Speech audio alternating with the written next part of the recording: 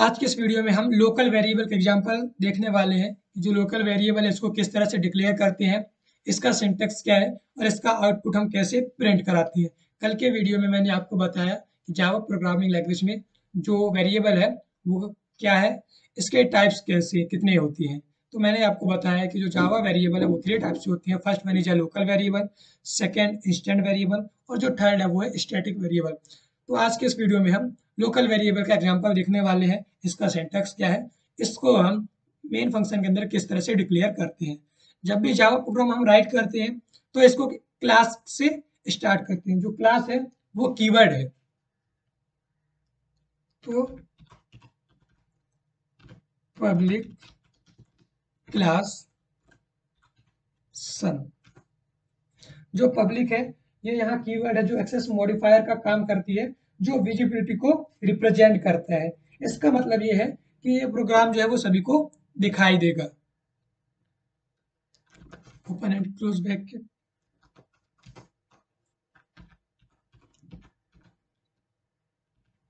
Public static void main. जो static है वो यहाँ पास कीवर्ड है। जब हम किसी मेथड में स्टैटिक को डिक्लेयर करते हैं तो उस मेथड को हम स्टैटिक मेथड के नाम से जानते हैं। स्टैटिक मेथड का एडवांटेज ये है कि जब हम स्टैटिक मेथड को डिक्लेयर करते हैं वहाँ पास हमें ऑब्जेक्ट को क्रिएट करने की आवश्यकता नहीं होती है। और वॉइड वॉइड जो है वो यहाँ पास रिटर्न टाइप है। इसका मतलब ये है कि कोई भी वैल्यू को रिटर्न नहीं करेगा। और जो मेन है ये मेन फंक्शन है, ये प्रोग्राम के स्टार्टिंग पॉइंट को रिप्रेजेंट करते हैं कि यहाँ से जो प्रोग्राम है वो स्टार्ट हो रहा है। String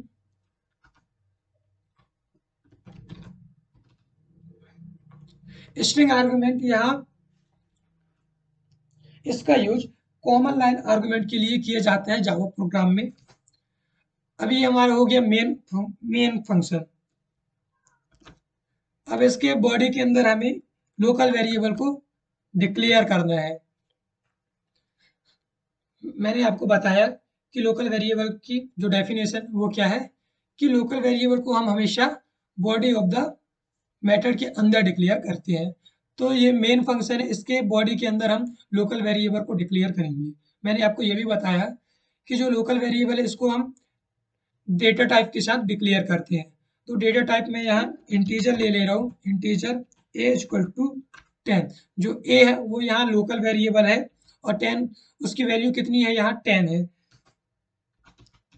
int B equal to 20 semi colon, int C equal to A plus B semi column.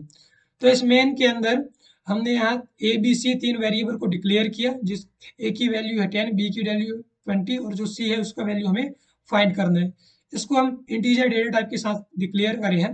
अब हम इसका आउटपुट हमें डिस्प्ले करना है। तो आउटपुट डिस्प्ले करने के लिए हम system dot out dot println function का यूज करेंगे।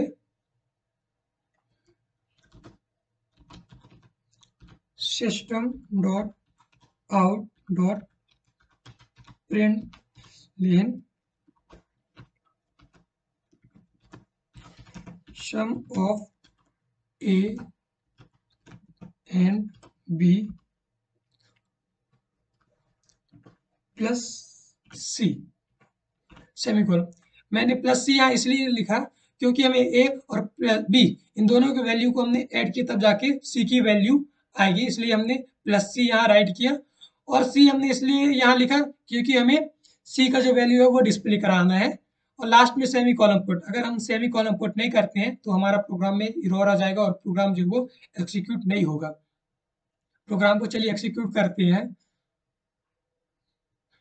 तो आप लोग देख रहे होंगे कि sum of A and B equal to क्या है, 30। ए और जो बी का योग है वो है 30। तो आपने यहाँ देखा कि हमने क्लास के साथ क्लास के मेन फंक्शन के अंदर हमने लोकल वेरिएबल को डिक्लेयर किया। इसका सिंटैक्स क्या है और किस तरह से डिक्लेयर करते हैं आज की इस वीडियो में हमने डिस्कशन किया।